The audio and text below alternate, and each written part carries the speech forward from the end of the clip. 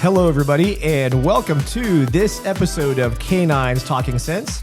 I'm your host, Cameron Ford, and on this episode, I am back where I started 4 years ago.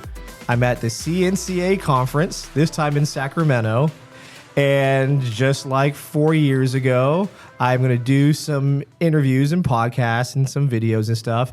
And on this episode, I'm bringing back a previous guest because we had some great conversations about things in the detection dog world, in legalities and trends, such as marijuana and fentanyl and all that kind of good stuff. But Mike Kmiecik, welcome back to the show. Thanks. Great to be here. And let some of those who may not know who you are, just a little short, again, rundown of your background and what you do today, what website you have, and all that kind of good stuff. Yeah, so I'm the owner of Sheepdog Guardian Consulting. I took over for Terry Fleck after his passing in 2019 at K9 Legal Updates and Opinions. So we've kind of taken what he started and tried to move that forward. Our website is a law resource, basically, a law library for canine handlers across the United States, dealing with all dog disciplines in the working field. We're starting to see some private sector detector dog issues coming up. Okay. So we've added that up to our website. Also search and rescue, the human remains detection. And we have a bunch of resources on our website from industry experts and the like. We do a monthly newsletter with all the latest and greatest case law that has come out over the month. We teach seminars across the United States dealing with search and seizure issues specifically related to canine. So, and a lot of it is foundational stuff, and when you can understand the foundation to or the theory that you're operating under, then you can apply the dog to those theories. So that's kind of what we do. I consult as an expert witness in federal and state court, primarily on the use of force side of things. I'm a use of force instructor, certified force science analyst, and so typically when I'm in court, it's on biting issues or apprehension issues, not detector. Detector issues, but the most common case law that is coming out of the courts is not on the apprehension side of things, it's on the detector side of things. And if you kind of look at where that case law is, primarily it's going to be related to an impermissible extension of a traffic stop. So we have an unlawful seizure issue that's at play. That's probably the most common issue that's out there. Sure. And then your 9-to-5 job is you're still a cop. I am. Yep. Just outside the city of Chicago, canine handler. Yep. I'm the lieutenant in charge of the Northern Illinois Police Alarm System Mobile Field Force. I think we're one of the last field forces, or soon to probably be last field forces in the nation to still use our dogs in that capacity. But yeah, so that's who I am. Yeah. So, and you get to travel, like you said, and I can relate, we both travel a lot and go to a lot of places, and we see a lot of things and we hear a lot of things. And I would say the meat and potatoes of today's concerns in the drug world stem in two directions. One is I don't want my dog alerting to marijuana, and then the other one is I need a dog to start alerting to or finding fentanyl. And there's a lot of, I would say, beliefs mixed in with some data. So let's delve into this a little bit. We'll go into the marijuana one first. Most, I think, have a pretty good understanding that trying to proof a dog off of marijuana in law enforcement, what people get wrapped up on is, can it be done, can it not be done? And in a simple answer, you can extinct things. But in the law enforcement world, where we have to meet a level of scrutiny and reliability, the handlers can't predict things their dogs will encounter in the field. And when reinforcement happens, especially to a previously known target, this is where the reliability comes into question. And I'll let you kind of expand upon that, and then I'll jump in on some of the science side of that. But talk about what you've dealt with and what you see and things like that. That is a very common question that gets asked. I think that it's dog specific. Can you extinguish? I think certain dogs you can. The question, though, and I think this is where people get hinked up on, and that is, well, my dog, I can never say that my dog is 100%, that he's not going to. Well, that's true, but the question is that the standard? Right? The standard is probable cause. Yeah. Probable cause is a low standard. It means is there a fair probability that contraband or evidence of a crime will be present, right? Yeah. So when we're looking at that, like my question is, or my challenge back to the canine community is, can you extinguish the behavior on the marijuana to an acceptable reliability level at the probable cause? And I think in some dogs you could probably do that. Other dogs, there's no way that's going to happen. So it's very dog specific. But that is a common question that we get asked. And we see, in my opinion, we see a knee-jerk reaction to the change in the marijuana laws within, different states. People getting rid of their dogs simply because they're marijuana dogs, even though their state hasn't even legalized marijuana yet. And I think it's a big knee-jerk reaction because if you look at the case law that is coming out, with a few exceptions, the majority of the courts have upheld marijuana-trained dogs in states that even have medical or legalized marijuana. Even so, if you look at, like, let's say California, the odor of marijuana to the officer is not probable cause. Illinois just came out with a similar case, People versus Stribling. The odor of marijuana to the officer, the human, is not probable cause. Yeah. But both states have upheld canine alerts where the dog were trained on marijuana. As a matter of fact, the Illinois, both of those cases came out in 2022, a week from each other. Oh, wow. One appellate court said the odor of marijuana to the officer is not probable cause.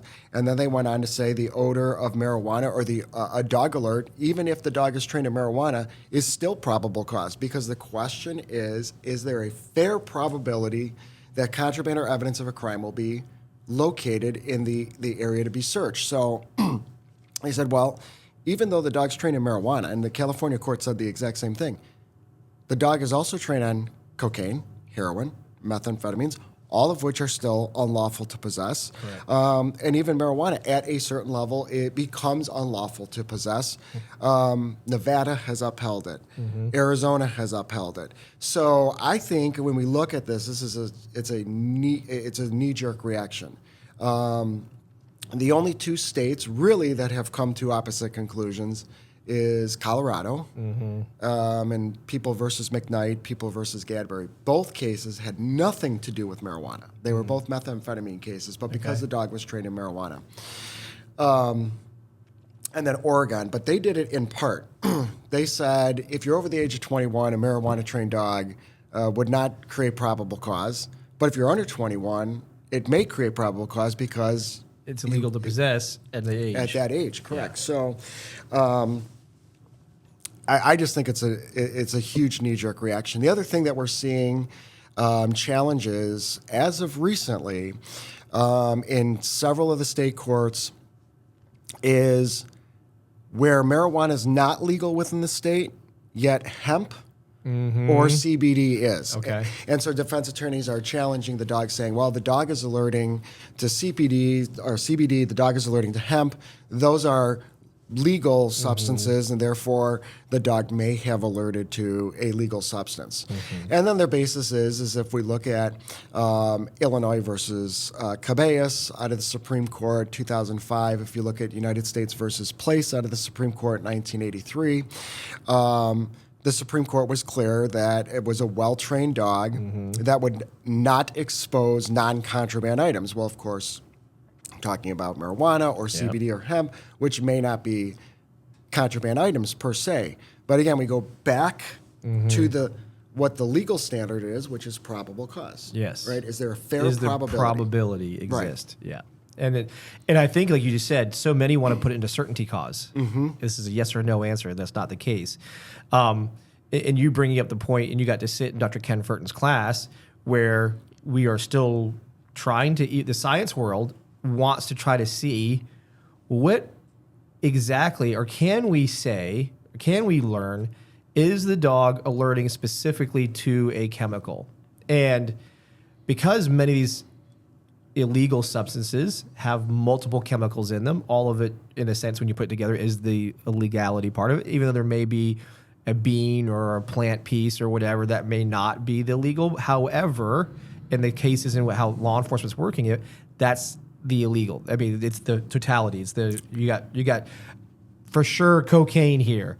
Did the dog alert to the methyl benzoate, or was it the odor picture? Now, and it's great that science is looking into discovering the possibility of, can we say each dog is specifically honing in on this chemical? Like you and I were talking about before we started doing this, is just like humans, dogs are individuals. And what certain dogs hone in on, or the dog that has the parts per million nose versus the dog that's the parts per quadrillion nose, we won't know. We can't ever say with certainty that it's this thing in some of these cases. In some of these different detection disciplines, we may never know specifically, is the dog hitting this chemical, without extensive testing, which goes beyond what most law enforcement handlers ever do. They're not going to test to like every level of chemical and to know, okay, this dog finally knows it's this piece, right? So, but yet we try to have arguments as humans about that part. Yeah, no, I agree. And going on what you were saying about Dr. Furton down there at Florida International University, what I find really interesting when you look at some of these cases, and I'll give you an example, the state of North Carolina.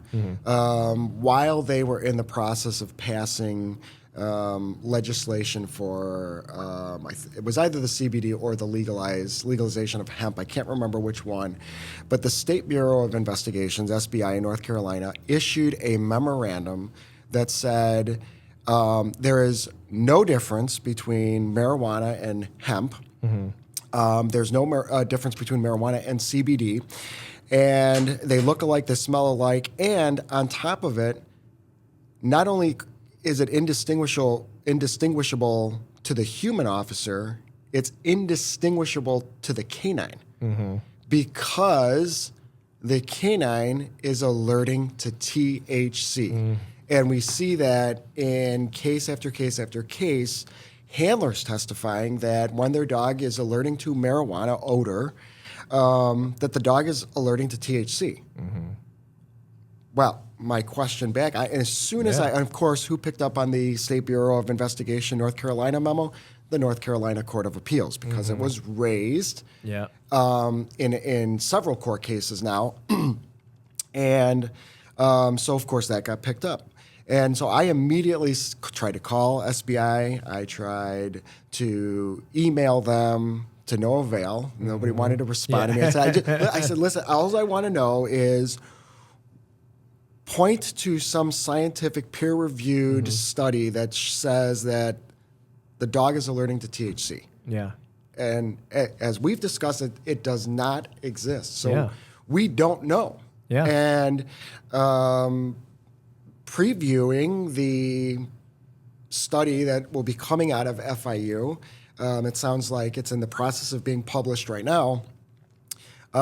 It's certainly, I think, a reasonable conclusion might be that THC is not what the dog is alerting to based on the information that Dr. Furton was presenting. And I'd love to hear his take on that, but based on the information, and we have been patiently awaiting, or maybe not so patiently awaiting, for that study to come out. I've been, because it's such a common question, and we see agency after agency after agency across this nation, either just getting rid of marijuana dogs altogether, retiring them way before their time on this knee-jerk reaction, or they're just not.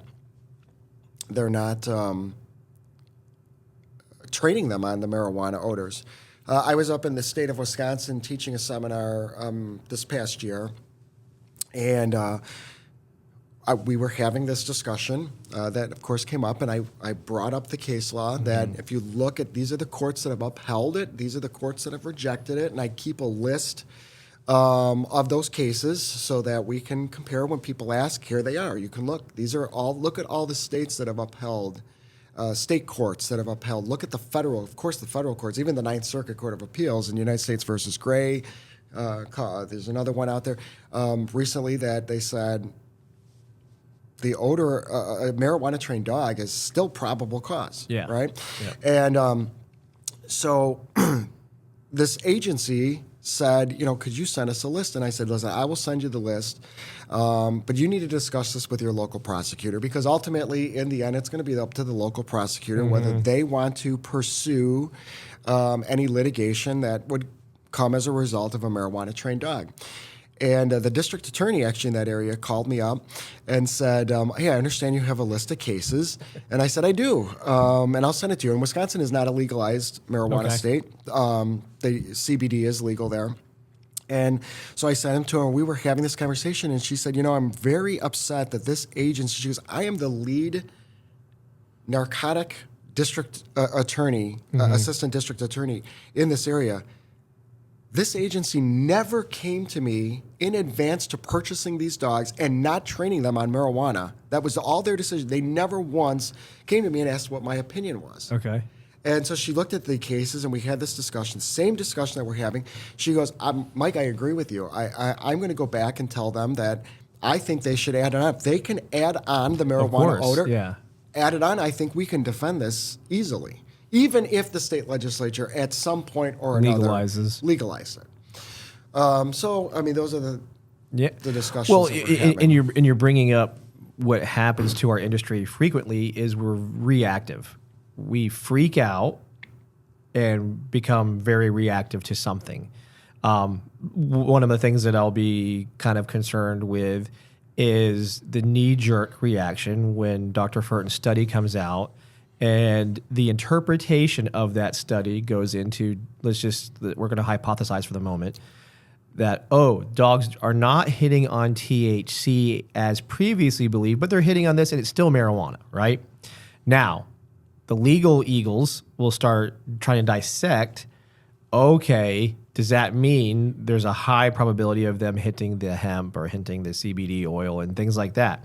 And that's where I always tell handlers your good training of proofing, dealing with just proof. In this case, it would be proofing odors, dealing with the proofing odors of CBD, dealing with the proofing odors of hemp and things like that, and then having marijuana as it is typically consumed in the lineup.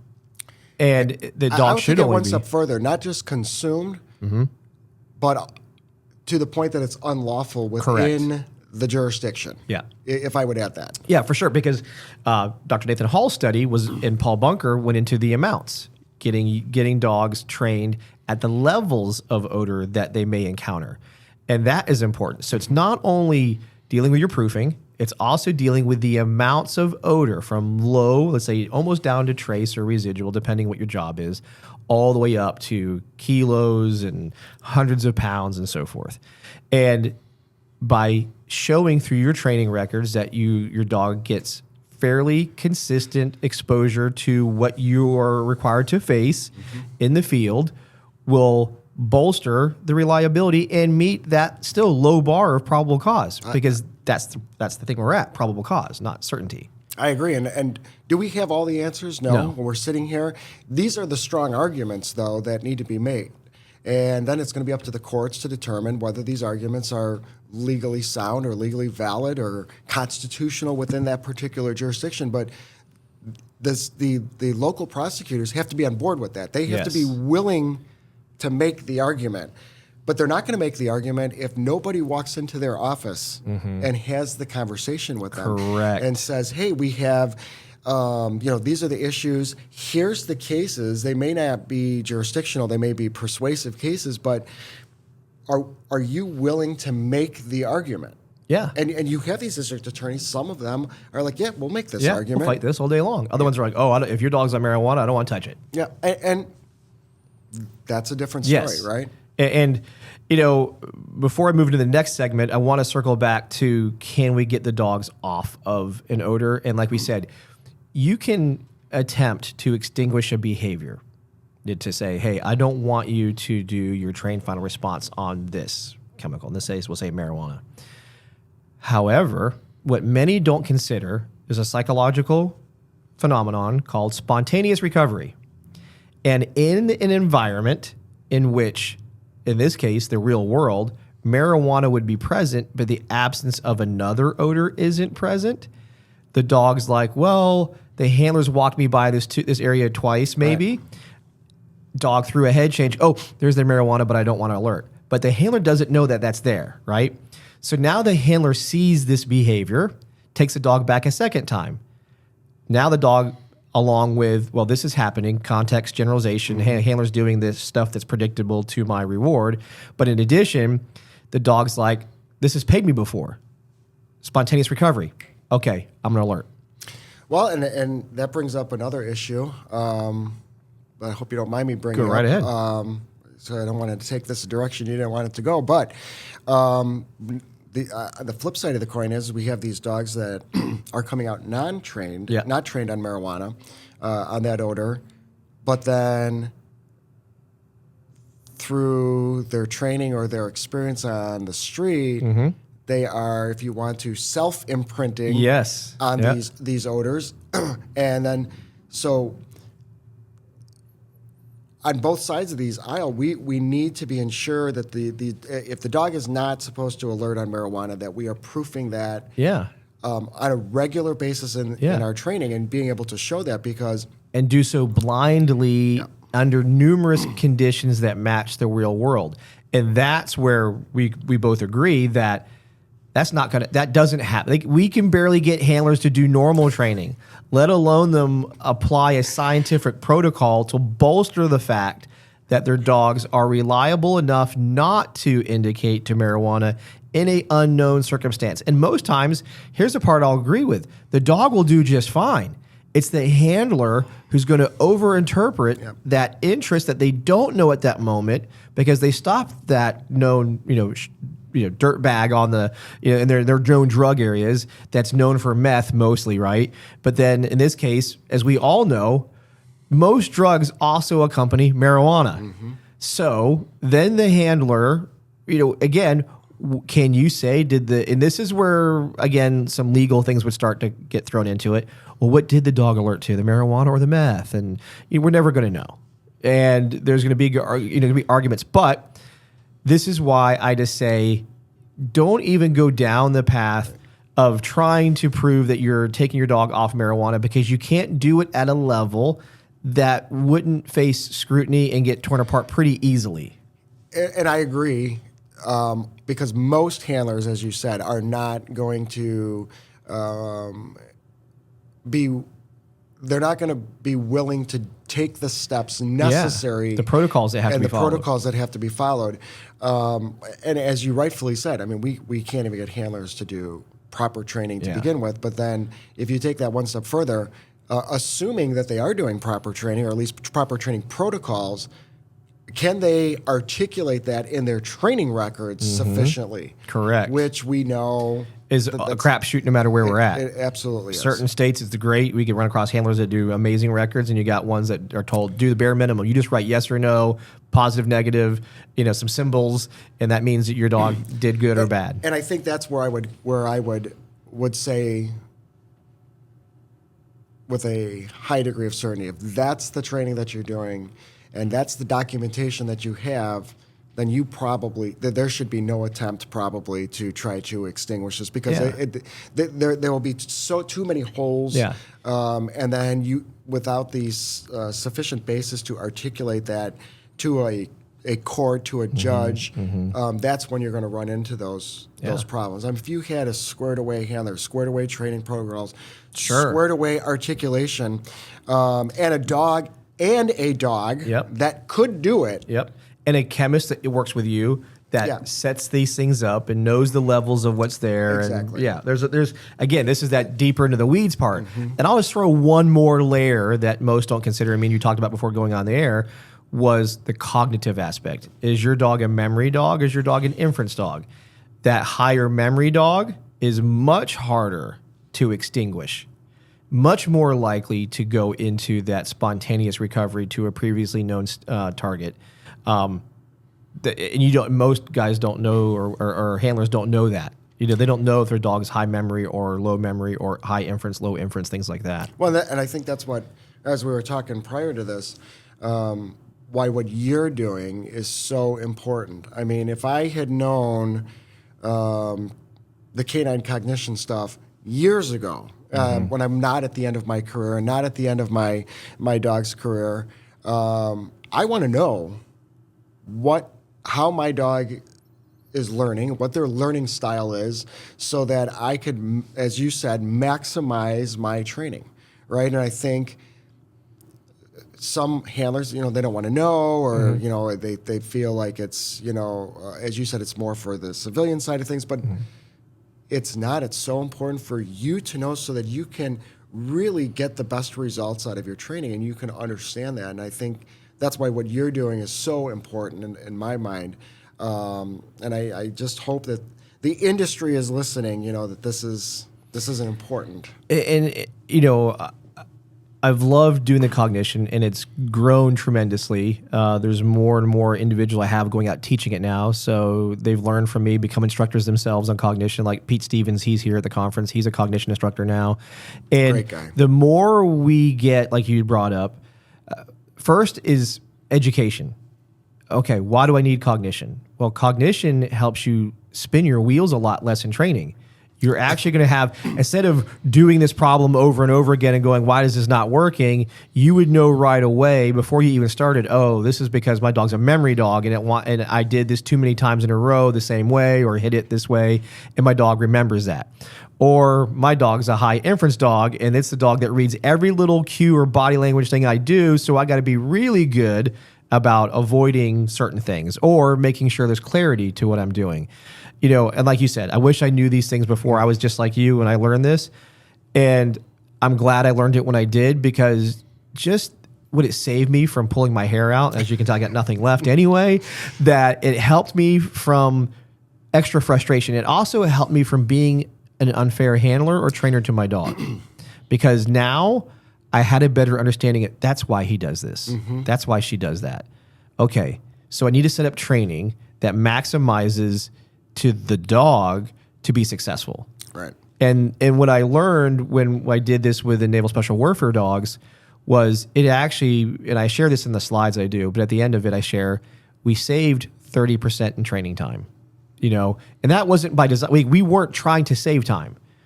That just ended up being a extra result that came from the dogs that we did. We're like, wow, we're done. And when we looked back at it, we're like, oh, because we weren't spinning our wheels anymore. We weren't going, why is this dog doing this?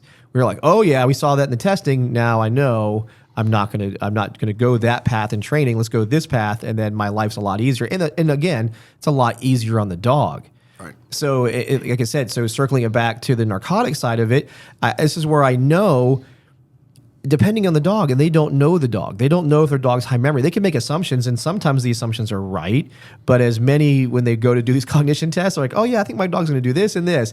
And then they get humbled. Even Dr. Hare, who I learned this from at Duke, goes, hey, I'm a world-renowned, evolutionary anthropologist, dog psychology. I should know what my dog's score is going to be. And he realized he was way off on a number of different categories because we have our perception and feelings kind of get in the way. In this case, it was just a cut and dry test. It's data. It says, based on the score, your dog's here and here.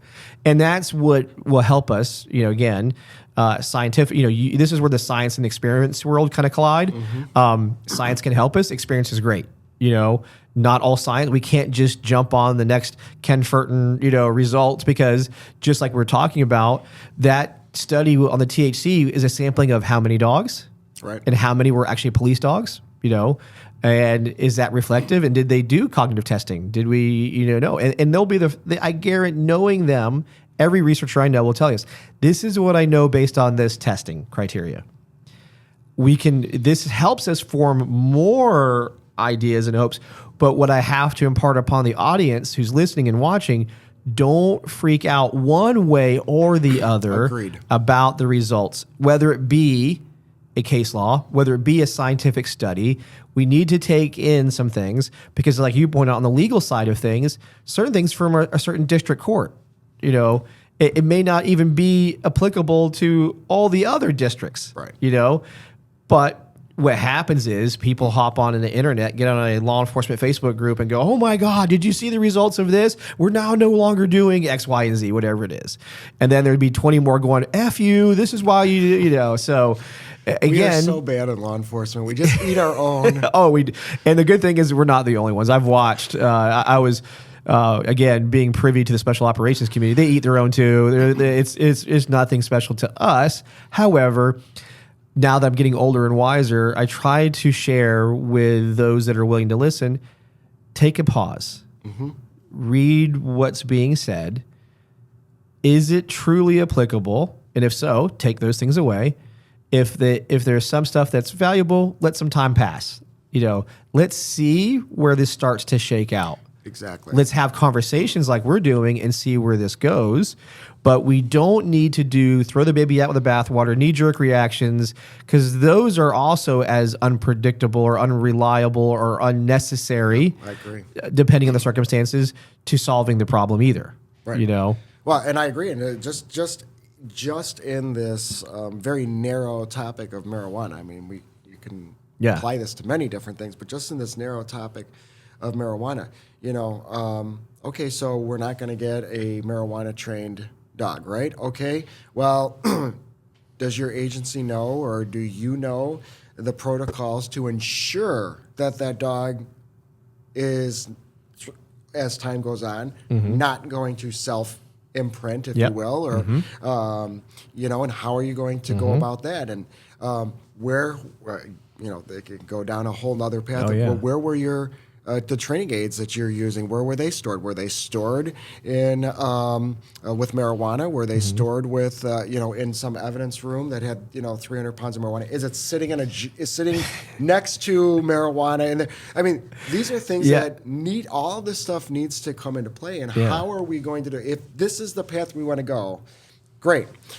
What are the proper protocols to ensure that is occurring? And can the agency meet those protocols? Well, that's where the rubber meets the road many times, because the agency that has 40 officers in it and gets minimal support or logistical support, like getting training aids and how to properly doing it.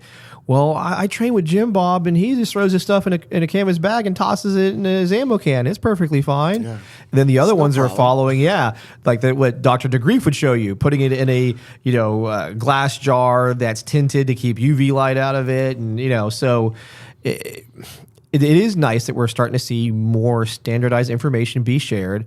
But man, it's going to take a while for it to kind of like filter through everything. And I hope things like the podcast and videos and research papers and so forth help continue to spread that word. Now, let's take this to the next topic, fentanyl. This is the new, so I'll give the backstory, which many of them already know, but obviously administrators, city council, politicians, and so forth, we need to be tough on fentanyl. Right? So that's now the driving force.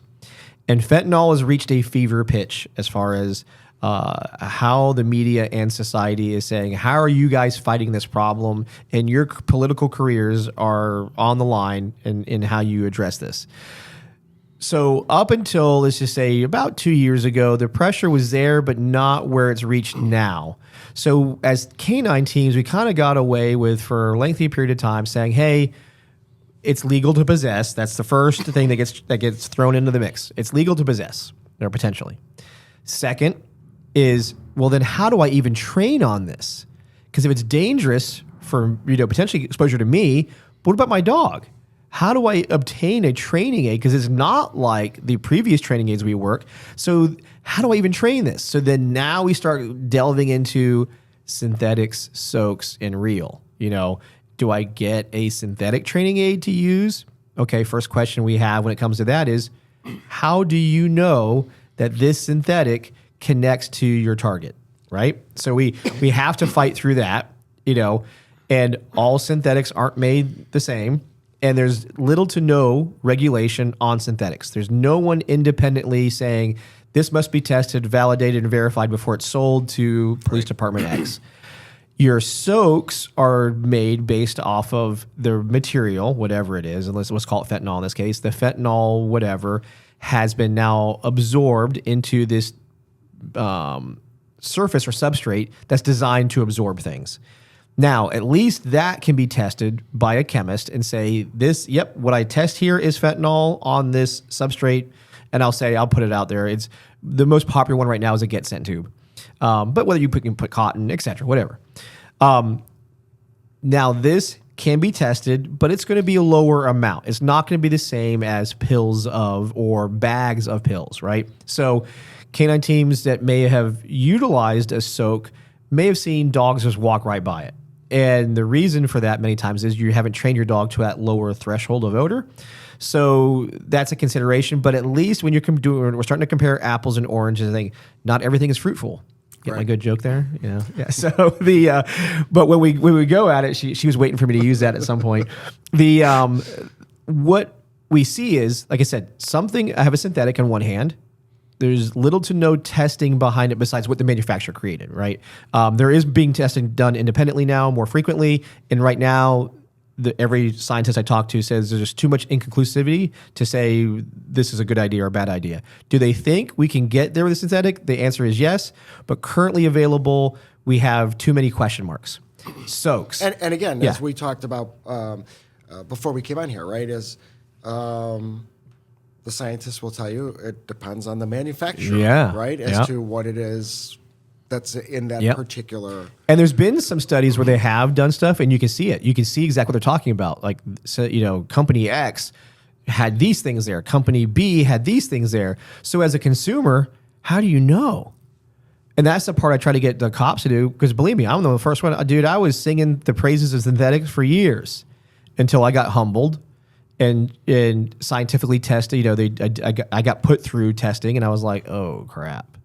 All right, not what I thought was going to be the case. But anyway, but we have to evolve as a society, and we have to. How do we tackle this problem? Right. So the synthetic route was one, and then believe me, there's plenty that will say, "Oh, it's worked," and I'm not disagreeing, but it didn't necessarily work the way you thought it worked. You did teach something. You taught searching. You taught this thing is relevant, and if you had a good contextual generalization dog, the minute you put out the target that was real, you may have jumped in or helped or you assisted, or it was the only anomaly in that area. The dog goes, "This is the thing. This is the only thing different here. How about I'll do this?" So and then that behavior was reinforced. And then lo and behold, not only did you teach synthetic, you then now taught real. Right. You on the job trained your dog onto the real thing. Now, as we said, now there's an option of the soaks, so that's in play, and then the real. So where we're at with fentanyl is with at least the soaks, and to kind of appease some fears and legal considerations. At least that's tested. We know what that is. Right. We can, and so like, for example, I know CNCA will start doing certifications with fentanyl soak. As they put that out in our conversations that we had as a group, not only will this fentanyl soak be out, but a controlled negative of that will be out. So let's just say it's a jar with a get sent tube with fentanyl in it that's hidden in the environment or what have you. There'll also be the exact same thing, but blank. It has no odor on it, but the exact same things are there. So that way we can say the dog is hitting this, not that. So that's now starting to filter through. More and more agencies have received such high pressure from their departments that now it's the Wild West. So you have, I forget whether it be Arizona, because they're pretty popular. They're running with it quite a bit.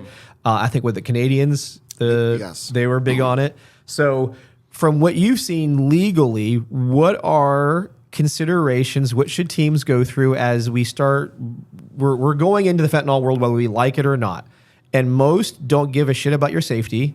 They're like, be tough on fentanyl. I don't care how you do it, but train it. The politicians don't care. Yes. Get that little puppy to start finding all these fentanyl pills and let's go hammer it.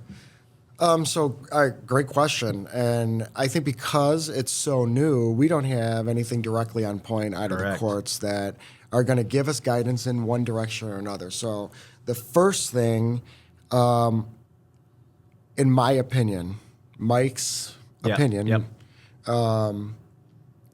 is you need to sit down with your local prosecutor. Bingo. That was my big one. Right? Will they prosecute on this or not? Absolutely. I think you were involved in a email chain or a question that was posed to us through our website from a large Southern California agency that was tasked with getting one of their dogs trained in fentanyl. Yep. So they reached out to us and said, what are we supposed to do? Right. So I had reached out. I have an expert list that I put that question out all over the country. Trainers, attorneys, other experts in the field. What is your opinion on this? And I got a lot of different feedback, and it was it was all over the spectrum.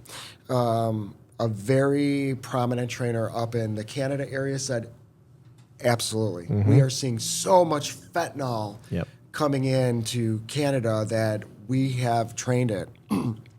Other defense expert witnesses who got back and said, well, first of all, I think we could pick this apart if I'm called, and this is, kind of how it would go. But more specifically, how are handlers going to train on it safely? Yes. And what are their protocols for storage? Because that's what that expert, one of their big things that expert was going in on.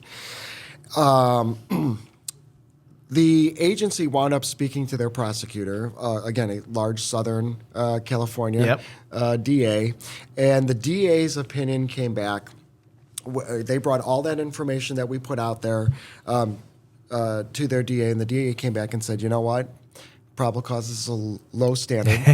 The question is there a fair probability that contraband or evidence of a crime will be located? And we think that the number of people who could lawfully possess fentanyl is so low that we would prosecute this on a fentanyl trained dog.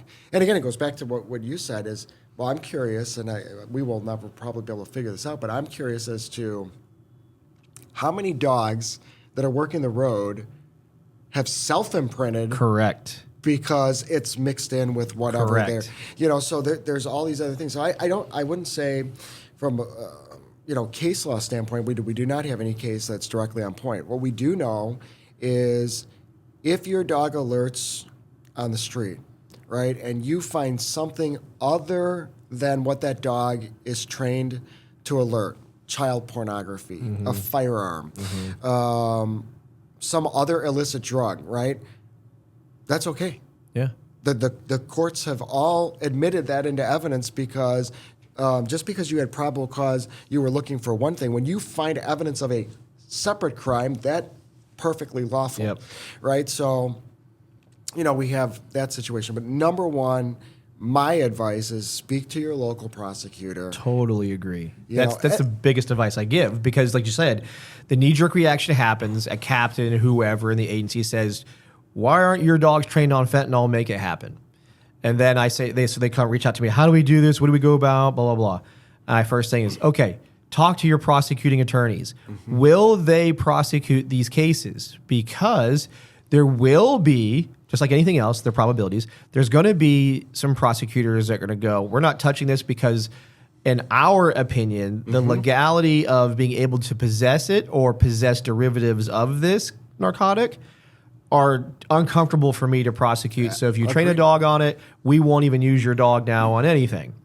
The other part, the other consideration I want handlers to think about is Dr. DeGrief brought up a big point when she was working with a big government alphabet soup agency that said, oh, well, Dr. DeGrief, we have 85% pure fentanyl. We're putting it in a TAD. It's safe. She said, interesting. How much of the 15% non-target is odorous, and how strong is that odor? Well, we don't. We know it's 85% pure. The dogs are going to hit fentanyl. So she did a great little experiment and highlighted the fact that when she did this, they were all picking up on the impurity and not what they thought. So her consideration, or what she wanted handlers to understand, and I share this information, is something that might be what we think is highly pure may not be what the strongest odor is. That impure or the non-target piece could actually have a higher volume of odor than the target. But don't fret, don't worry. Like the video you got to watch when I did of Nathan Hall, and I'll let you talk about that because I give my perspective, but you got to watch that video. So share that in context to what we're talking about here. Right. So the video that you showed, it's kind of hard to describe here, but so let's say you have some symbols that are up right on a screen, and they're different colors, right? And he says, watch this particular thing. Well, what you're thinking, what you're honing in on, what I'm honing in on, is not what you're honing in on. It's not what Natalie's honing in on. Until you start to put it more into perspective and you have a little bit more information. Now what I want you to do is focus on this, it's right? the shape, not the color. Exactly. Or it's the color, not the shape. Exactly. Yeah. And so the eye-opening. Yeah. And what I love sharing that video is because people go, because you can relate to it now. Mm-hmm. So, in short, it's a colored shape and there's another colored shape. And he says, pay attention to this colored shape. And everybody's kind of, like you said, everybody's looking at it. Okay, I got it. And then he shows the same color, but a different shape. And he's like, is this target or not target? And people are like, ooh, I see. Everybody in the class, it was like just dead silence. Right? Yeah. I don't know, right? And he points out there's a conflict here, right? What are you paying attention to? Are you paying attention to the color? Or are you paying attention to the shape? And he's like, if you're the dog, we don't know. Is it the canvas bag? Or is it the drugs? Is it the plastic evidence bag? We don't know in this beginning stage, what did the dog pick? But then he says, don't worry. All you have to do is keep showing that target in different ways. So in this case, he says, if I want you to pay attention to shape, I keep showing you triangles. And you realize it's the triangle you're paying attention to. If I want you to show you its color, I show you multiple shapes in the same color. Right. And you realize color is what I'm looking for.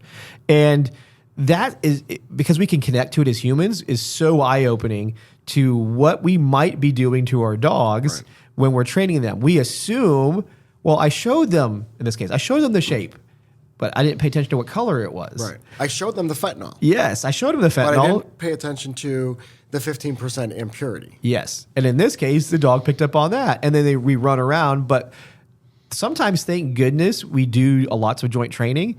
And thank God, sometimes these handlers from another agency have their fentanyl that was cut differently. They put it out. And just like you said, the dog struggles the first time, handler gets involved and helps and does, or whatever happens. And then by default and over time, thank goodness in many cases and get good inference dogs, they start going, oh, maybe this is what I'm looking for. It's this thing, but we don't know that right away. So what I try to share with teams is, let's look at this smartly. What are we training on? What's our options? Okay, I can get a training aid that's a soak that's highly pure. I'll start there. It's low off-gassing, though, so that's a downside, but I'll start there. Okay, who's got stuff that's real, that's safe to handle, that we can put out and run dogs? Or maybe someone pops a seizure. We can go set up potential training safely, responsibly, good, safe for the dog, and let's run and see what happens. Does my dog acknowledge it, not acknowledge it? Do I need to turn to a training session in the sense of I need to imprint more or make an association? So the answer is yes, we can. Fentanyl is obviously we're cracking that code. Now I'll add, Dr. DeGrief and Dr. Furton have been working on these chemicals within fentanyl, and a hypothesis currently is to work to potentially something that we can train on that won't hurt handler or dog, but is still basically the fentanyl, in a safe way, chemically is there, what we want. That was the cool thing about, that's where they were talking about synthetics is good. Synthetics can work if you are really good about isolating what it is and you can do testing. And where they're at now is they said, okay, we have something where we think laboratory-wise can work and it's safe, but now we got to go test the dogs. And that's where they're at right now. It's really cool because I get to be kind of part of it. I don't want to give too much away because I don't know how much I can say and can't say, but we're going to be doing this with dogs and seeing whether what the scientists believe should work does, like you said earlier, does it translate to dog nose? Does the dog say, oh, if you teach me this chemical mixture here that is a major component of the fentanyl, no matter how fentanyl is presented in different ways and mixtures and stuff, can most dogs make that leap? And like we talked about, again, there's a lot of variables still at play at that, but we're looking at is it probable, and is it probable enough to meet our probable cause needs for the legal side of things? Yeah, and I think both of these, the answers are the same. Yeah. Whether we're talking about marijuana or fentanyl, right? We have to start with our local prosecuting attorneys, right? So that's step number one. Yep. Okay, what is the plan moving forward in this office, right? In this prosecutorial office, right? Okay, if it is, we're not going to prosecute any cases where a marijuana trained dog or a fentanyl trained dog, then we know, okay, we're done right there. This is where we need to go, and this is how we need to proceed. But if the answer is, yeah, we will prosecute that, we're going to make that argument. Yep. We think we got a winning argument here. The next step is, okay, how are we going to do this? How are we going to train the dog up? Excuse me. How are we going to keep the dog and the handler safe? And then we have, what are the protocols that we're going to Yes, use? So I was just saying, establishing sound protocols to establish. And another California agency who's going into, me and you had that, I introduced you to them the other day, even his own admin challenged them on, well, how do we know that they're hitting the fentanyl? What are you doing to proof the dog off of these potentially non-target chemicals? And not that he didn't totally agree with their thought process, but he goes, why did this come up now under fentanyl and didn't come up under cocaine or meth? Right. No one cared about the impurities and a bunch of, but all of a sudden now that we're doing fentanyl, now you guys care. So that was a pretty fun conversation because there's truth to that. Right. You know, the good thing is, like we talked about, when you have your protocols for training, you're going to follow I'm going to start my dog on this point, whatever the target is. I'm going to teach him that. Now I'm going to teach him that, and now there's something else there that's not target, but if it's there, what your target is there, mixed with non-target, tell me. Now, if the non-target chemical is there, and that's the only thing there, don't tell me. Right. Tell me nothing. There's nothing here. And making sure, as we got the green light, prosecutorial side, we're going to go after it. Training side, I followed this protocol, this system. This is now, we got the system, we got the dog trained. How are we testing it? How are we validating what I did worked? And it's not the 5 cars, 3 fines, 5 rooms, 2 fines kind of concept. Right. It is, did you do an odor recognition test? Is there something, there are numerous other non-targets there? It's blind to you. Your dog successfully indicated to the target, unknown to you. You read it. You called it. You're correct. And that's pretty simple. I don't need to go watch you go find fentanyl in cars and go find you. At this very first step, to prove that my dog does know it, that's all I got to do. That would more than meet what's required for probable cause. Absolutely. And that would actually take away a lot of legal arguments because you're applying a scientific protocol test to validate, did this work? Oh, I agreed. Yeah. I mean, there's what I think, and if you disagree, I think I'd like to know. Sure. But what we don't want is agencies going out, speaking to their prosecutor, and then going into their evidence room. Yes, correct. And Yep. Getting fentanyl off the shelf. Let's go grab some fentanyl, cut it up in some pills, and put it in a plastic baggie and toss it in my wooden box with my cocaine and heroin, and let's go. Right. That we do not want to happen. We want there to be an established protocols, like you're saying, and that everybody's kind of following that step. Then I think, we'd have to see where the courts go. But sure. It's still the Wild West when it comes to what the legal system will eventually say. We have our hopes. And again, handlers are getting pressured. So they're having to act upon the administration or political pressure. So the sad part at the end of the day is when someone is finally that officer, that's going to be them, in the case of, Scooby-Doo versus, state of whatever. And it's handler X going, well, I was told None of those admin or politicians. It's a ghost town. They're like, show me a memo where I said you had to go do that. And I think, obviously none of us wants to be that officer, that first officer, Yep. right? But I think really important on this discussion comes back to what you were talking about in your classes. Because it's novel and new, right? There's going to be these challenges in court, and then it's really going to be scrutinized. And the question is, how was your dog trained? Yes. And the handler in this case, that's number one handler. Yep. It's going to be incumbent upon you to carry the torch for everybody else, right? That you know how this dog was trained, and you can be able to articulate and explain that to the court to an acceptable level of reliability and probable cause. Yep. And I think that's going to be the key issue moving forward. Yeah, for sure. And I'll end the podcast with this last question because and this is one that comes up to both of us frequently, and it happened to us today when we were just in the lobby of the hotel. Currency sniffs. This is a popular one. A lot of people, interdiction units, we want that cash, brother. Let's get me that can opener dog that'll alert on that money. I'll do a very loose typical scenario. Typical scenario is we know this money, they've got hundreds of thousands of dollars. We want to seize that. So get some duffel bags, throw that money in a duffel bag, lie it out in the parking lot, run that dog real quick. If that dog alerts, we're taking the cash. So being that that's mostly a typical way, go ahead and for the listeners and viewers, cover what we should do, what needs to be considered when we're doing currency sniffs, in the sense of we're looking for the nexus to the narcotics part of it. Go ahead and cover that because we had a great conversation. I want others to hear it.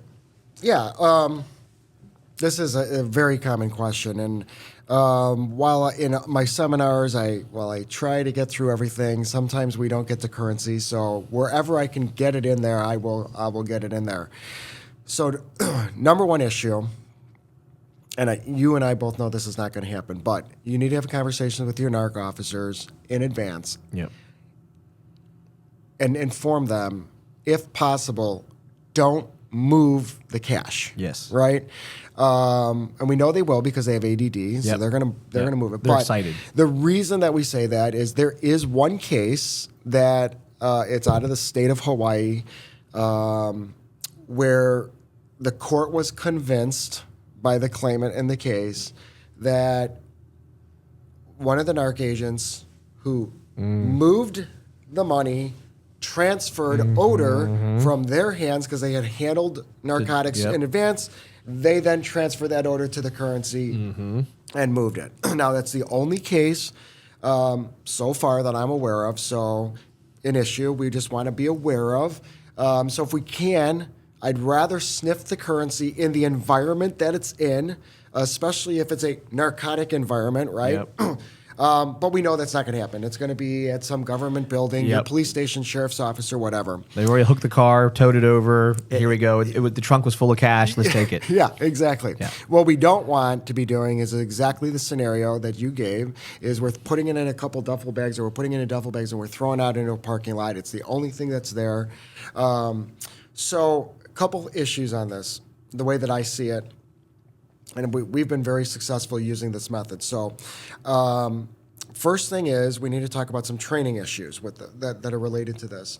So number one, you can call the United States Treasurer's Office, explain to them you're a canine handler, and you'd like them to ship you out uncirculated shredded currency, right? And they will ship you out a box, as you know. It's like 5 pounds. Like more than you will ever need in your sure. entire lifetime. So we have this box from the Treasury. It's uncirculated. It's clean currency, shredded up. So we'll put that out in our training area, right? And we want to be able to show that our dog is not alerting to the material that currency is made inks, from. the right? paper, the plastics. All of that stuff, right? The linen. Yes. All of that stuff. So we do that. Now, go to your closest Federal Reserve Bank.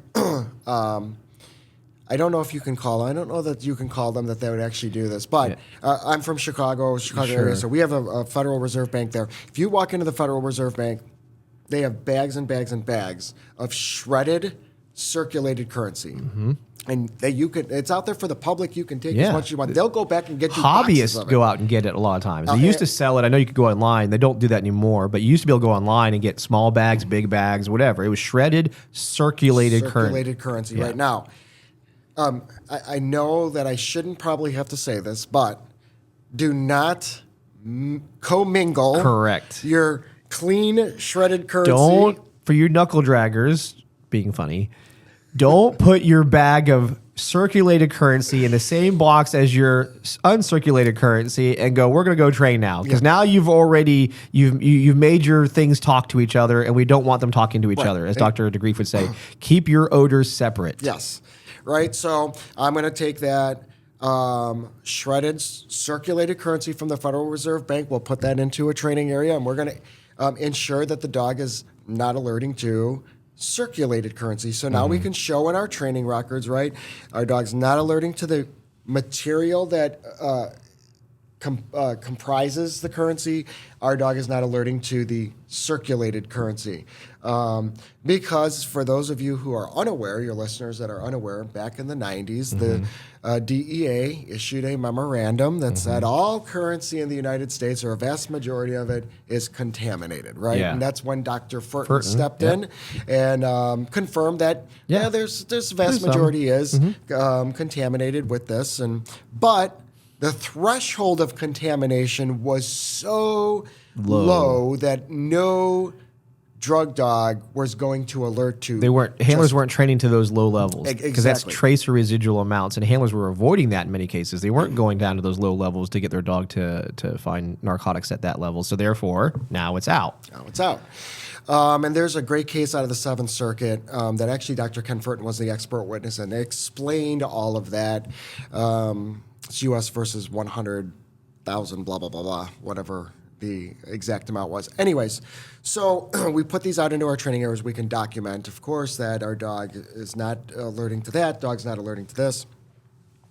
So now when you get called, I always keep boxes. You can go to your local AutoZone, you can go to Walmart or whatever, and they'll give you boxes, you know, and you just keep them folded up in the car, no problem. When you get called out there, first step, number one that I do is I will set out 6 of these boxes, right? They're just containers. That's all that they are, right? So we put them out there, give time, just let them sit there for a little bit. They're in the environment. And these other boxes, besides the one box that would have, let's say, circulated or uncirculated currency in it in the first run, are there other things in the other boxes? Well, so first I don't put anything in there, right? I just run the containers so that I can show that the dog ran these containers. Gotcha. Dog did not alert to the containers, right? Then we start to introduce these other things, right? And you can introduce other things in the environment or what have you. So it's first is 6 empty boxes, nothing in them. Right. Dog runs these boxes, cardboard boxes or whatever have you. Goes by and goes, nothing's here. Nothing is perfect, here, right? Great. All right, now. So now we're gonna go ahead and introduce our clean, uncirculated currency from the United States Department of Treasury. We're going to introduce that into one of the containers. We'll let it sit for a couple minutes, 5 minutes, or whatever your time frame is. Give any odor time to build up within that area. And you can introduce other things into these boxes. Rubber gloves, canvas bag, whatever evidence you might. Bags, evidence bag, especially if you know that the suspect currency is going to be in a particular, if it's in an evidence bag or something like that, then throw out these evidence bags or that they were used latex gloves, to handle this. So then put those into the area. So then after this couple minutes or so, you've let the odor time to build up, get the dog out, I run these 6 boxes again. Right now, I have 12 containers. The dog has not alerted. I have distracting odors within those containers. Put the dog back away. Now I go out and I introduce the circulated currency that I got from the Federal Reserve. Put that in. Again, wait, give some time for that odor to build up. Get the dog back out. Run these boxes again. I've now done 3 runs on 6 boxes, 18 containers, no alert. I can Correct. show that the dog is not alerting to the container, the dog's not alerting to the material that the currency is made of, that the dog's not alerting to other distractor odors than latex gloves, the evidence bags, whatever else. And I can show that the dog is not alerting to circulated currency. Correct. Right? Now, blind, we want somebody to introduce the suspect currency into one of those containers. And again, give some time for any odors to build up in there. Get the dog back out, run this dog again, right? So I've now run this 4 times, 24 containers. If the dog alerts to one container and that's the suspect money, right? That's hard pressed to beat. Yeah. I have 23, no alerts, Yep. and I have 1 alert that's a suspect currency. We know that the dog didn't alert to the evidence bag. We know that the dog didn't alert to the material that currency is made of. We know that the dog's not alerting to circulated currency. What would be a reasonable conclusion that this currency was recently contaminated with the odor of one of the narcotics? And like you and I shared with that handler was also don't hang the whole case on the K9 alert. You have to have one of the nails. It's only one of the nails in the coffin, not the nail in the coffin, which is the answer some of the units want is let's just do this and this will make the case for us. Keep doing your good cop work. Keep making that there's lots of elements to the case that is really the strong stuff. This is just another layer that, like I said, that adds to all of that. In Chicago, so that's Chicago's K9. That's their bread and butter. Is they do currency sniffs, and that is part of their protocol under their asset forfeiture unit that a dog will run the currency. So, but again, like you said, what's really important to understand is, as a dog handler, number one, that your protocol is solid, because that's what you're responsible for, right? Your NARC agents, they're responsible for making any other nexus or connection, right? Your job is the dog handler, right? So you ensure that your portion, your protocol is solid, right? This is a solid protocol. And but it's one piece of the puzzle. Right, it is one piece of the puzzle, but it's a strong. If you have a solid protocol, it's a strong piece of the puzzle, right? You know, it definitely has probative weight to it. So, and this is something you should do in training too. Absolutely. Yeah, don't just do this the first time is when you're trying to get cash. Have done this before. Do runs that are also blank. Do change the sequence. Then what you described on training. Sometimes the first run is a blank one. Second time could be the circulated. Third time could be the uncirculated. Just always varying it up. Yeah, because that will be something that somebody would look at and go, "Oh, it's too patterned." They know the third run is going to be the hot run. But if you're in training or randomizing it, then you're helping mitigate that argument that you're too predictive, which is great. You know, so and that's key. Yes, and that is key. You know, all of this, it all comes back to training. Yeah, right. And that we're documenting good, documented training protocols. That is absolutely key. Now, one of the things that I get when we talk about this in our seminars, our NARC agents don't have time to be waiting around for that. Well, hey, listen, this is my protocol. This is the way it's going to be handled. If you don't like it, don't call me. Yeah, exactly. And you get out of it what you put into it. Exactly. And remember, those NARC agents are the ones going to court to defend the dog alert. You are. That's right. So if they're not willing to do it, that's your call. But maybe you may not want to use your dog. Right. You know, because again, you're going to court for that procedure and cutting corners and getting dimed out, and it's your name on that court case that everybody gets to go read through the sheepdogguardian.com website, where we all sit back and go, hey, remember that case? I think we talked about that, and that poor handler got pressured into what a drug agent wanted versus doing what sound dog handling is required to go do. And I lied. I actually had one more thing to cover. It's like an Apple thing. We got one more thing. So you brought up the records. That reminded me. There was a good thing that we saw or we've seen come up within the industry a few times is differing opinions about what you do with records and certification. And I know we had talked, it was me, you, and Andy, and we were kind of discussing some of the things that we hear through the industry. And one thing that was kind of confusing that was kind of going around was, and I'll let you describe it in more detail, but short version was, well, once you're certified, you can throw away your records. Yeah, I actually, that surprisingly, I think is more common than we would like to I know. believe.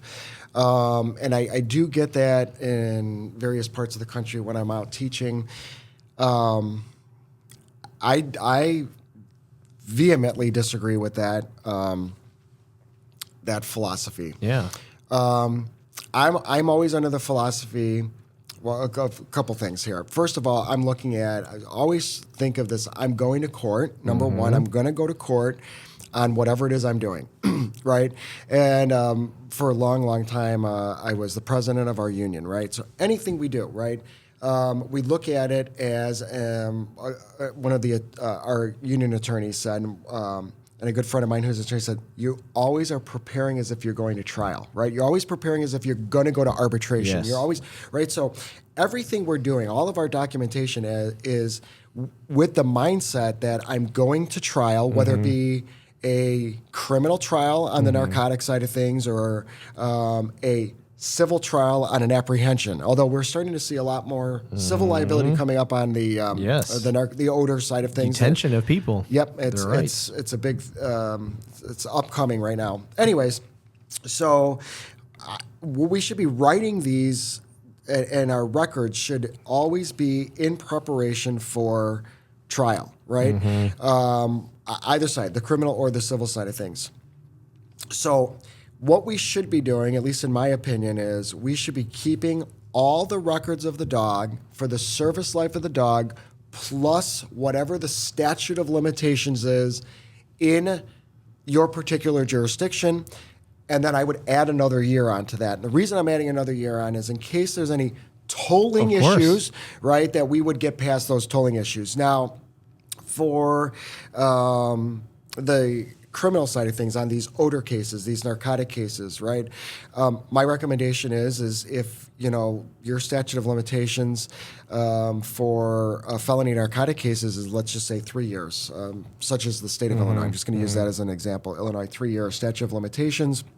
I'm going to keep those records, all records, training, deployment records, all that, medical records, all that for the service life of the dog plus 4 years because I want to get through any tolling issues and the statute of limitations. For the apprehension side of things, I want to keep those for the service life of the dog plus. So what people don't understand is that when you get sued, you're typically going to get sued in a federal court under Title 42 United States Code, subsection 1983. That is deprivation of rights under color of law, the civil side of things. Now, there is no statute of limitations under Section 1983.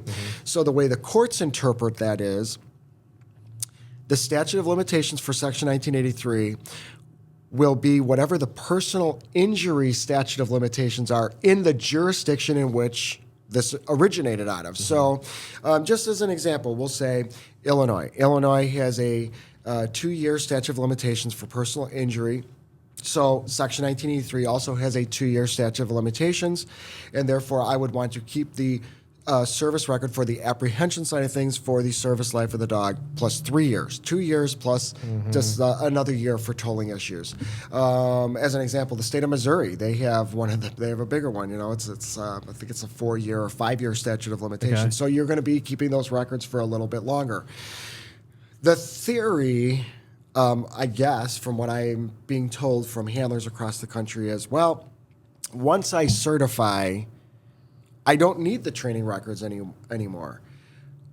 But that's not the case. The reliability, right, from on the odor side of things, the reliability is going to really come from those training records. It's already been proven. Yeah, the Supreme Court case, Florida Mathis. This is records. Yeah, Florida versus Harris is one. Harris, Harris and Mathis. Yeah, Florida versus Harris. I think says a lot more than I think most handlers think that it does. Oh, it goes into a lot of different things. It does, and one of the things is that the defendant has to have the ability to challenge the reliability of the dog. Well, the best way to challenge the reliability of the dog is the training records. So I don't agree that we should be shredding and destroying training records after a certification or after a year. I think we should be holding on to those records for the statute of limitations plus tolling. Yep. So it's always good because, like I said, I'm laughing in my head because so many of these Florida cases are the ones that we have to go by. Florida Jardines, Florida Harris, Florida Mathis. And the funny part is, like I said, my brain went to Mathis for the reason because it happened when I was working the road. Still came back to records. It's well established, especially in Florida.